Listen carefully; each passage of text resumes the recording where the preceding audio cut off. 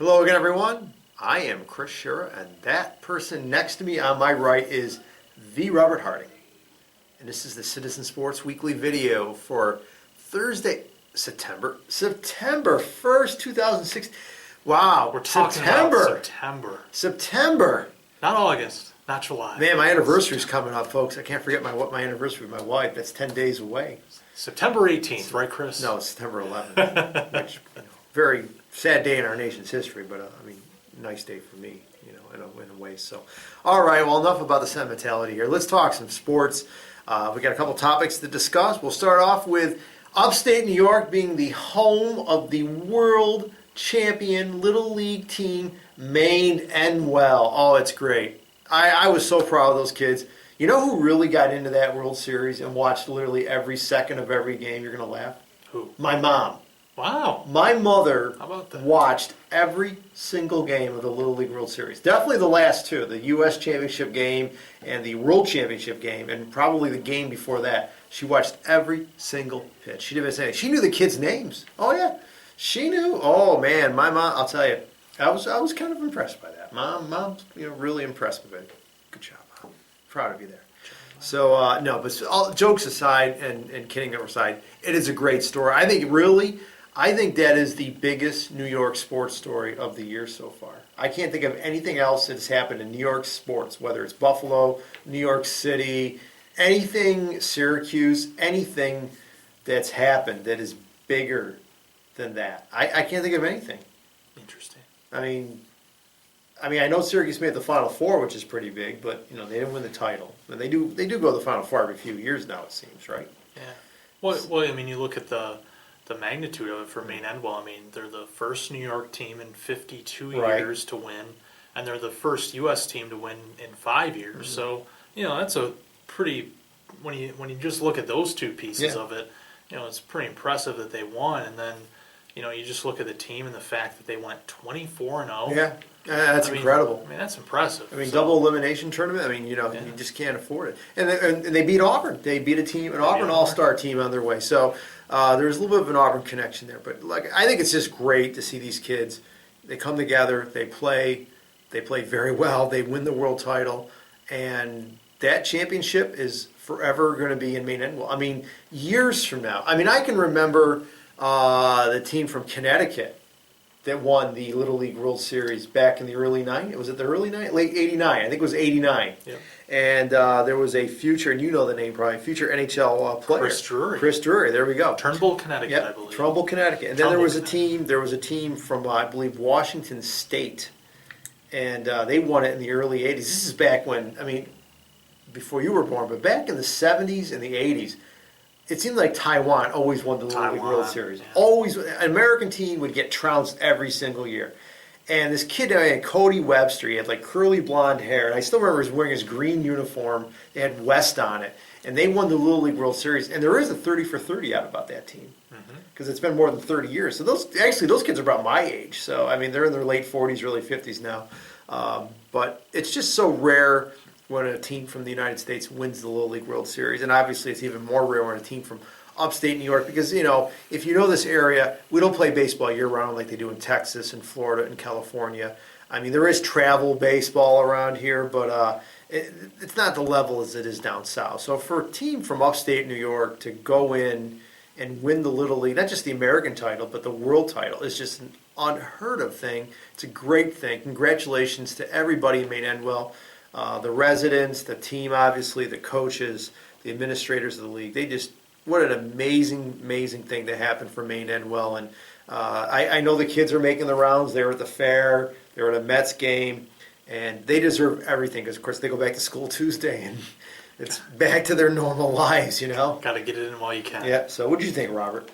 I watched, I think, every game that they played in Williamsport.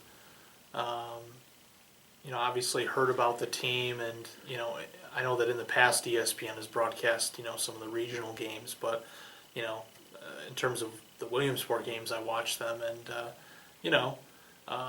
they impressed me. I thought the way that they they handled some of the pressure. You know, especially when you're going up against South Korea. You know, they couldn't mention this enough. You're playing a team from Seoul, South Korea, city of 10 million people, and Maine-Endwell is basically the size of 10,000. Yeah, it's smaller than all. So it's kind of neat that this team of kids went up against a team from a big city. It's like playing a team from New York City, and they beat them. So. And that's what's amazing, because if you look at like high school titles, I mean, if you look at upstate New York, or I'm sorry, New York State, I mean, Auburn won a state title in football 10 years ago. Weedsport won a state title in football 12 years ago. But those are different classes. You're competing against teams from schools similar sizes. So this was like, you get your best players, you go out there and you compete against, whether it's a big city, a little city, and Maine-Endwell, they beat everybody from big cities, little cities. I mean, just like I said, that's what makes it such a great story, is that there's no like,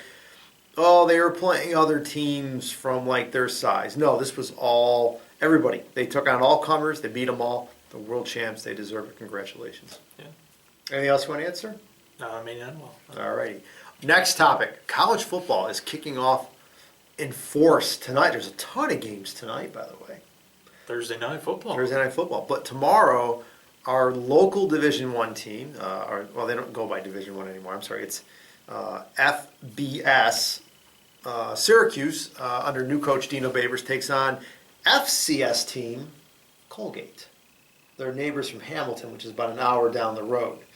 Now, this is going to be a rout. I mean, it should be a rout. I'd like to think it's going to be a rout. I know. Boy, I'm going out on a wire, aren't I? Well, usually, look, a Division I team, okay, we've seen exceptions. We saw Appalachian State beat Michigan a few years ago, and look, it could happen. I mean, look, anything can happen when you're putting on cleats and you're going out on the field, and things can happen. But on paper, Syracuse should win this game easily. I don't think there's a point spread for it, to be honest with you. I didn't see one.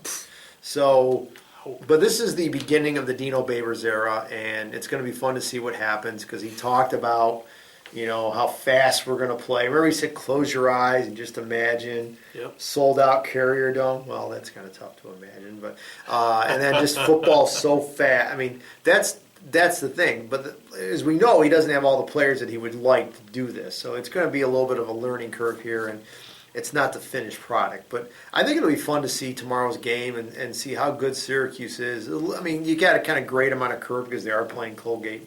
Sure. But I think it'll be interesting to see how well the offense does and how many points they put up and how they look. Are they sloppy? Are they very crisp, turnovers, things like that. So it's going to be fun to see what happens. Robert, what are you expecting from Syracuse in this game, at least? Yeah, I think this is for the Orange. It's the equivalent of NFL preseason. Yes. Yeah. I mean, obviously it counts, but this is where you kind of put this offense to the test. See what pieces have come together on defense, because they really did take a hit on defense too. Losing some players there. So, trying to find your footing with this new system, and going from there. I mean, it sounds like they have some good things going. I read something actually not too long before we recorded this that there's been some shall we say press access issues at practices. So it's tough to kind of gauge where this team's going and get any straight information out of people. But nice game early on in the season to kind of shake off some of that rust for some of the players, and you get a chance to go out there and put the new system to the test, and I'm sure that they'll get the W, but we'll see how they got to win this game. They can't lose. So. All right, anything else you want to add, sir? I'm all set. All right, we're going to wrap it up. Hey, enjoy all that football, and just think, next week is our first Pick 6 video of the season. Oh, man, I can hardly wait. It's all downhill from Oh, here. my Lord. Oh, I'm going to try to beat Robert again. Wow. That's tough. I got to have something, That's man. tough talk. I got to have something here, man. Come on. We have to shake it up this year, because every year I pick the odd game. So next week, Are you ready to go first? You're going to take the picks first. All right, I'll make the first Yeah. pick. Well, we're going to do the Bills and the Dolphins. Those two games are always on the schedule there. So, All right, I'll pick the games for next week. And we have to do our season predictions. And our of season course, predictions so. too. Which I was working on that last night. yeah. Some real Wow, he's doozies. already. I just do it. I just look at the divisions and like, oh, this team's good. It's. I don't really think too much into it. Sometimes you can overthink it. That So, type of all reckless right. behavior is why you don't pick All the right. correct Super All right, Bowl champion. folks. We'll see you next week.